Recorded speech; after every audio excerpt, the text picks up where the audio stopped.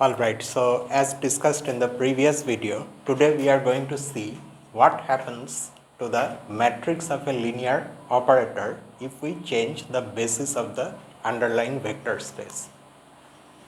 So we have this theorem. Here V is an n-dimensional vector space and say we have considered an operator T on V. And we have two bases for V. One of them is this consisting of these vectors Vi and the other one consists of the vectors Wi. And the matrices of T with respect to the first one is M1T and with respect to the second one it's M2T.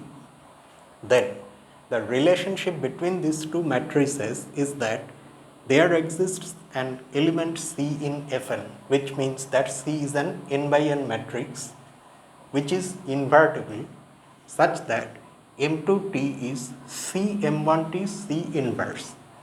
And in fact, something more has been said about C. It is that if you consider the linear operator S on V, that maps the basis vector Vi onto the basis vector Wi.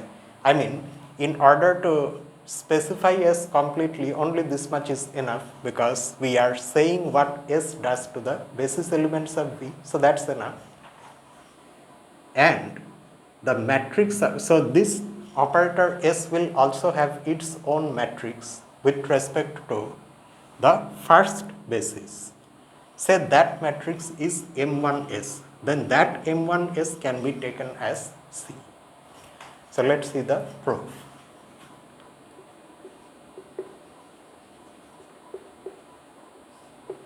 In the proof, we are first of all going to consider these two matrices, that is we are going to say what their entries are. Let M1T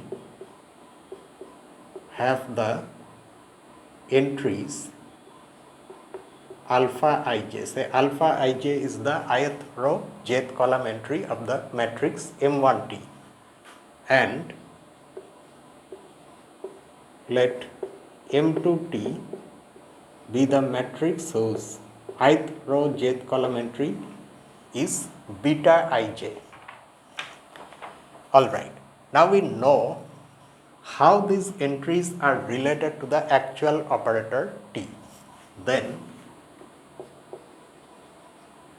applying T on the ith vector Vi from the first basis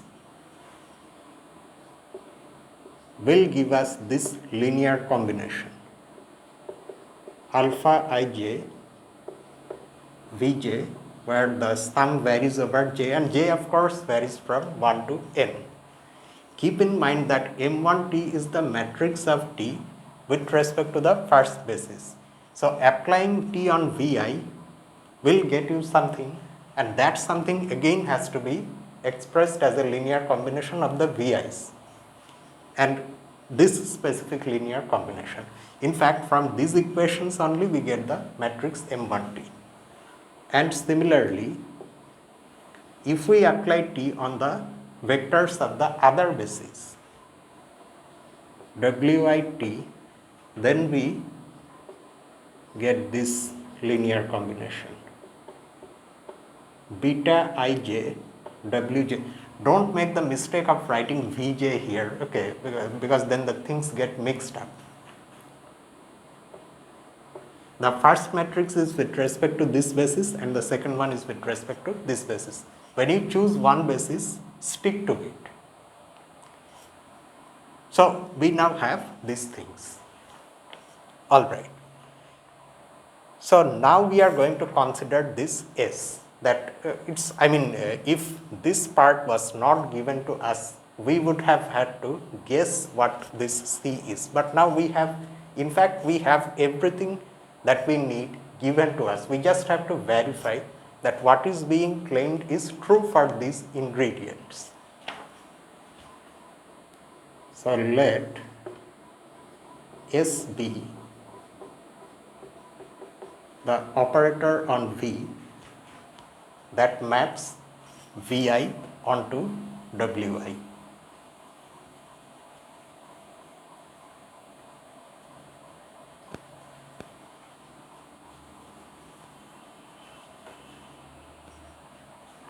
Such that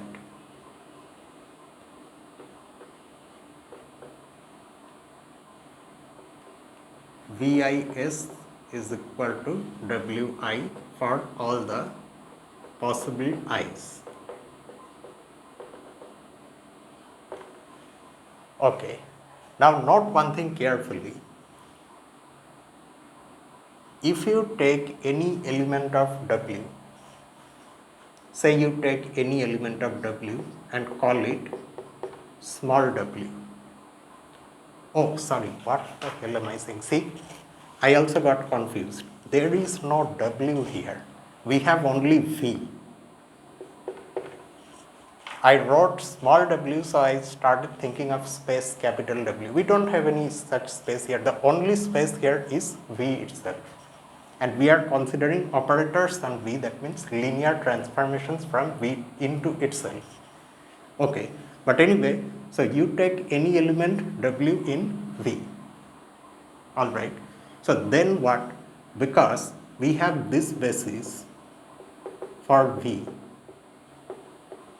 So this vector can be expressed as a linear combination of these basis vectors, say like this, gamma 1 W1 plus gamma 2 W2 and so on, gamma and W1, where these gammas are of course scalars.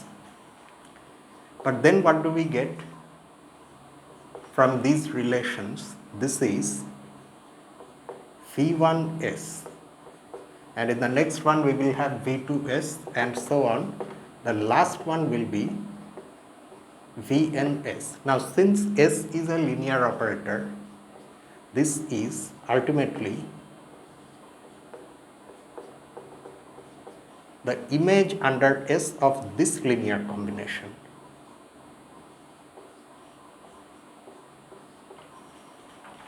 And this linear combination, of course, is ultimately again a vector in V. So what we have shown is that any element in V is the S image of some element in V, and that is why S is onto. We of course do not have to write all these things. This is only for our understanding. We will write instead like this: since this set spans V, so S is onto. S as a function from V into V is actually onto. But then by a previous result from the first section of this 6th chapter, S will be invertible. And that result is theorem 614. So by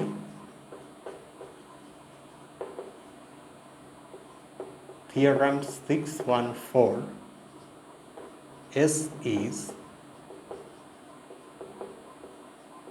invertible. So there is an inverse operator, S inverse, also from V into V, onto V rather.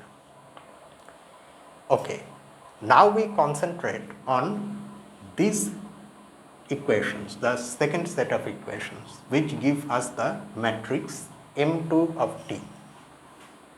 Now, for any I in the in this range, let's consider that thing WIT. Let's write it like this: WIT as an equation array is summation beta ij wj, and the summation varies over j. So now what we do, in place of this w by wj everything, we are going to substitute these things, which will involve the operator s.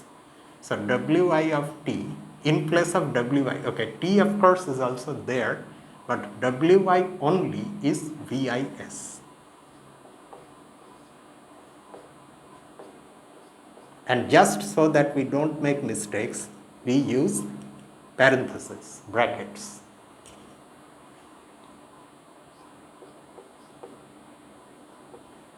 Similarly here also, beta ij vis. Here also we use brackets. Use whatever you have to use. The aim is to have clear understanding.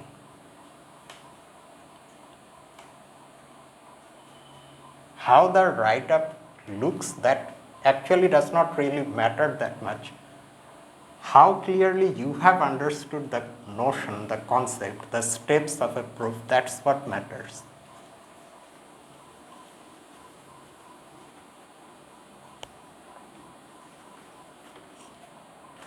Okay, so now this becomes, because we have composition here, and in our algebra of operators, composition is multiplication. So we can write ST. On that side, you can see that this is somewhat like that situation where we wrote those equations which showed that S is onto. Because S is a linear operator, so this is equal to summation beta ij Vj, the sum varies over j, and on this vector, this is after all a vector in capital V, right? On that we are applying S. And now we use the fact that S is in fact invertible, and so it has an inverse. Using that fact, we get this. Again, for clarity's sake, we are using brackets.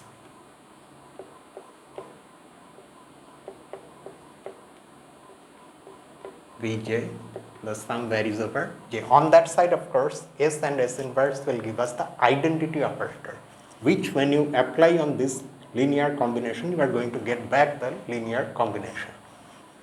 And this side becomes Vi ST S inverse, again by the definition of composition. This is equal to the linear combination. Now looking at this last equation, you see that here you can clearly see that we are applying the operator STS inverse on the basis element Vi, and we have chosen any I, so I can be anything within this range. And we have expressed that thing, that image, as a linear combination of the Vi's again, Vj's. So from this last equation, which truly speaking it's not a single equation but a set of n equations, from these equations we can write the matrix of STS inverse with respect to which basis? With respect to the basis that consists of the Vi's. Hence, and the matrices with respect to the first basis we are denoting by m suffix 1, not 2. 2 denotes with respect to the second basis. So m1 STS inverse, what will be the ith row jth entry of this matrix? Beta ij. So this is the matrix. However, it's also actually the matrix M2 of T. Alright. Now, since the map that maps T onto M1 of T, and here of course, although the author has written T, we may think that he is talking about this specific t, but t in general. If you want, you can use some other symbol here. And we are just showing the map that takes a not a matrix, but an operator that is an element in the algebra A of V, and the map gives us its corresponding matrix with respect to the first basis consisting of the Vi. It's not this one, the other one. That map we already know from our previous investigations that that map is an algebra isomorphism. Since the map is an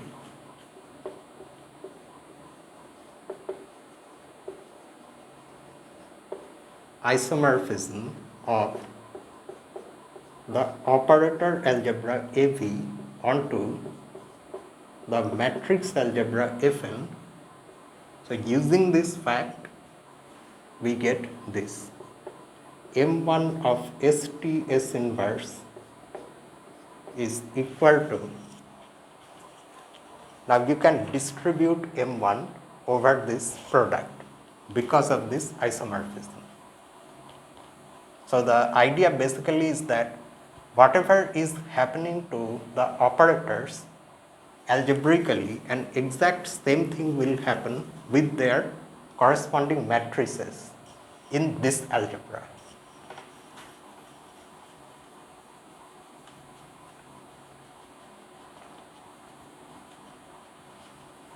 And that is why the matrix of this product will be equal to the product of the matrices of these individual operators. That is, this is equal to M1 of S, M1 of T, and M1 of S inverse. But then we can write one more step where, because of a similar reason, that last factor becomes M1 of S inverse. Okay, you see the difference between this one and this one. This one is the matrix of the operator S inverse, and this is the inverse of the matrix M1S of the operator S. So we are now getting half of our claim. Half means leaving the last part.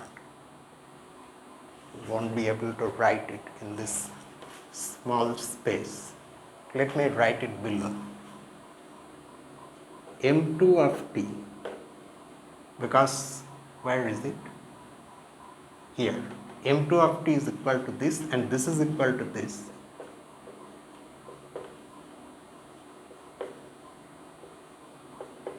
M1 of T, M1 of S inverse, and that's it. This is we have called this C, and so if you write that separately, you can then write this product as C M1T C inverse.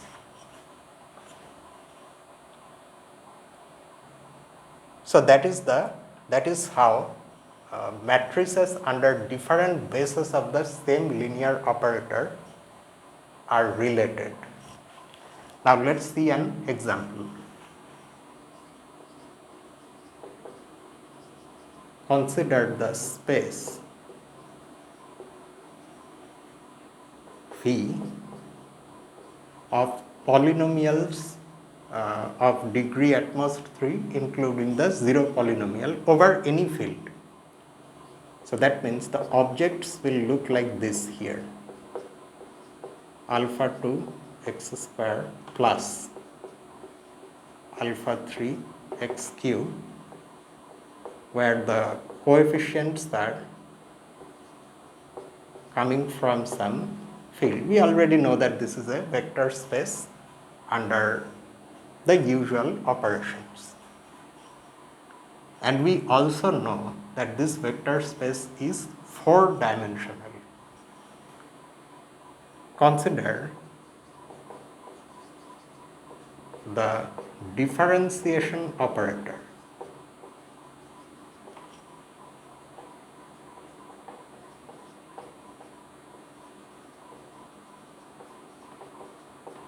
D on this space, which gives us the derivative of any such polynomial.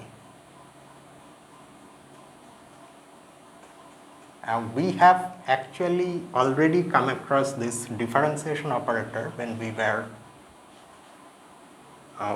going through some examples of operators and their matrices.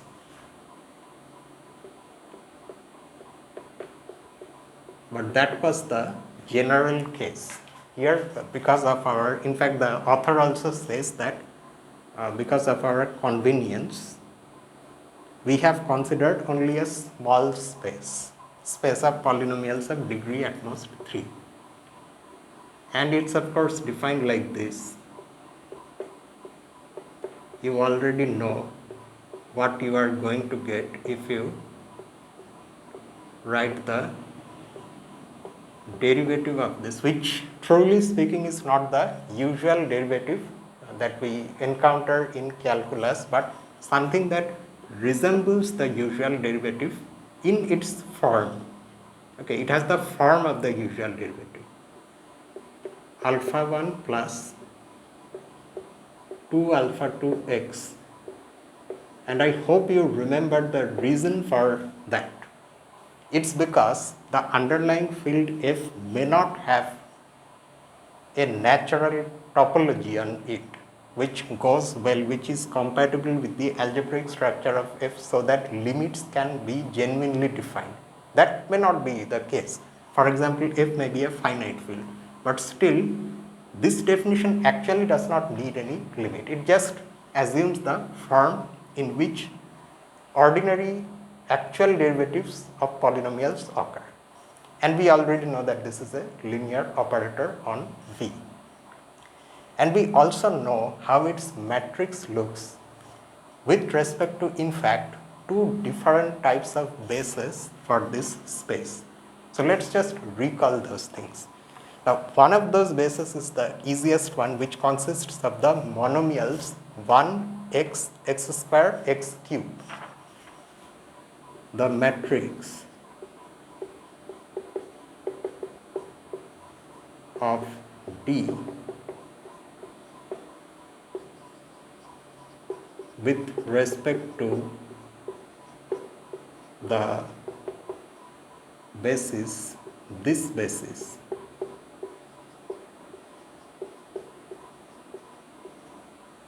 is, and any special, M1T, it's just M1T.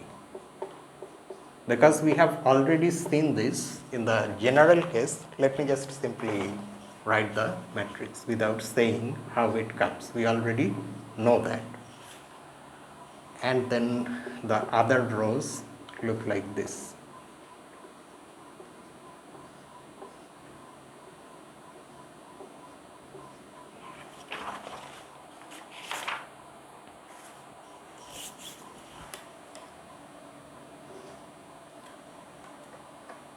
So this is the matrix of D with respect to this basis, which we may call the standard basis. Okay, but there are other bases also of this space, just like in the general case also we saw other bases.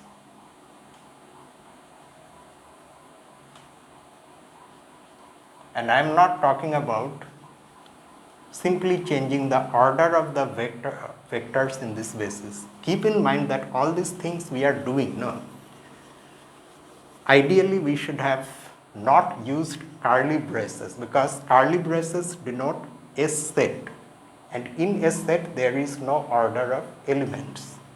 We should have used round brackets because that denotes sequence.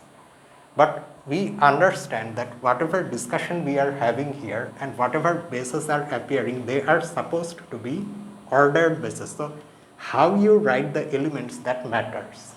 If you casually just simply change the order, the matrix will change. And the other basis is this. Also,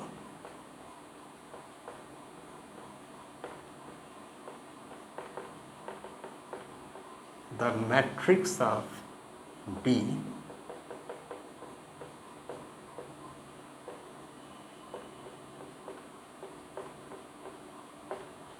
with respect to this different basis, where except the first one with the other vectors we add 1 of V is, we are definitely I think calling it M2D. Yeah. And this matrix, if you go back to that part where we also saw this basis in the general case, there we calculated the matrix. In this special case, the matrix looks like this. -2, 2, or is it 2 minus? Yeah, -2, 2. And then the number increases 1 by 1, and the separation between them, these entries also increases. For example, in the next row we have -3, but then we have a separation between them, and then only 3 appears, followed by 0.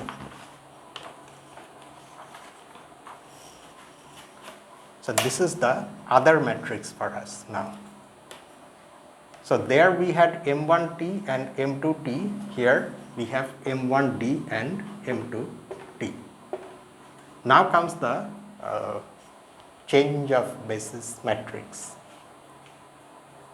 So here also we will have to consider that change of basis operator S,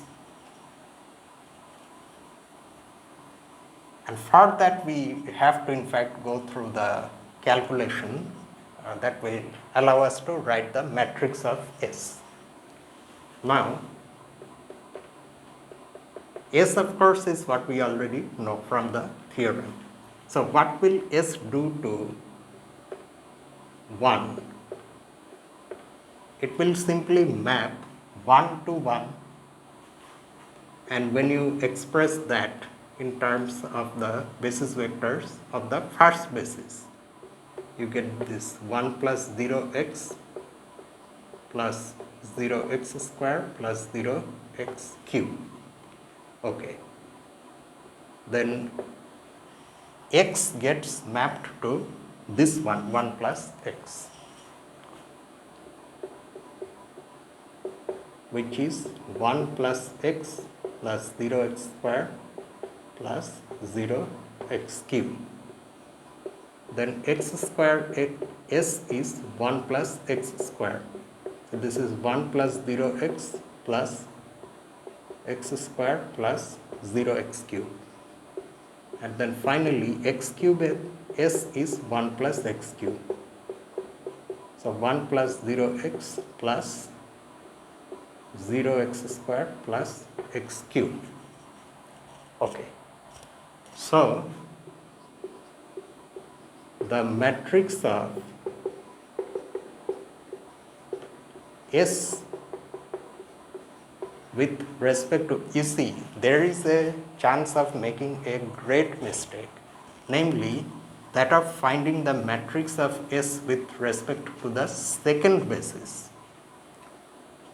That's not what we want with respect to the first basis. And in fact, that's why we have chosen to express these images as linear combinations of the vectors in the first basis, not the second one,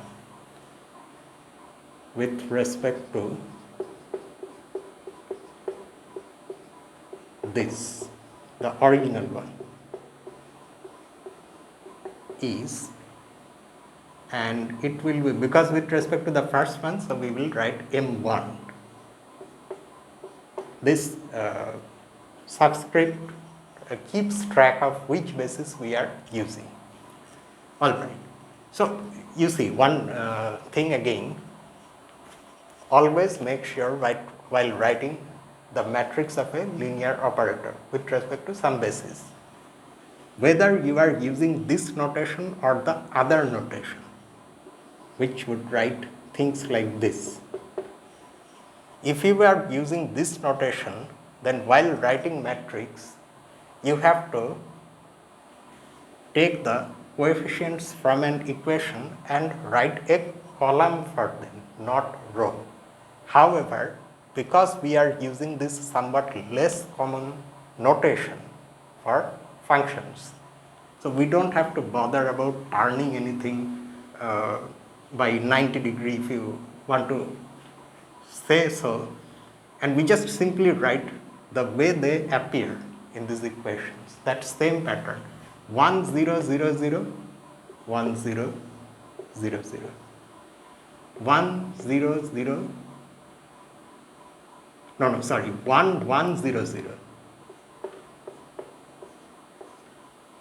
Then the separation between the ones increases and increases, 1 0 1 0 and then 1 0 0 1. Okay, so this is one advantage of writing the function to the right of the argument.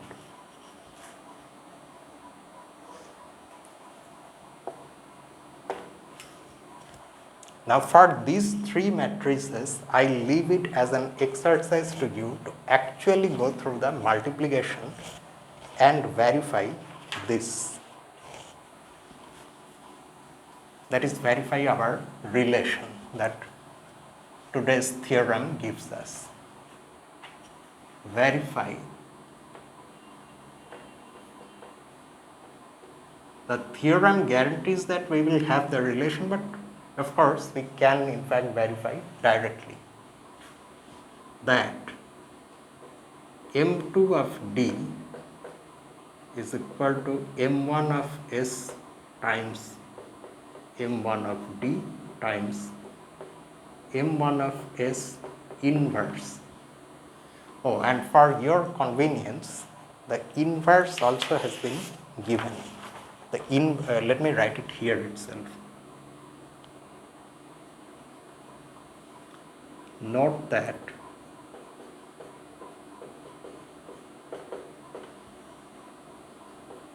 M1S inverse,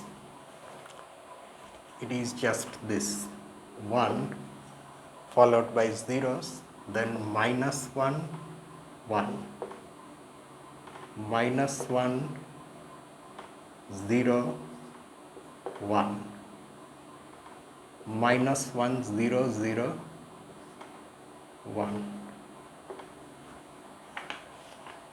Okay, so it's almost like the original matrix, only these entries are minuses of the corresponding entries in the original matrix. So please verify it, and with this current section ends, I mean the theory part ends, and then we have the exercises, which of course we will start solving in the community section. So that's just it for tonight. See you in the next upload. Until then, this is me, Lucifer, from A Mathematical Room. Have a nice night.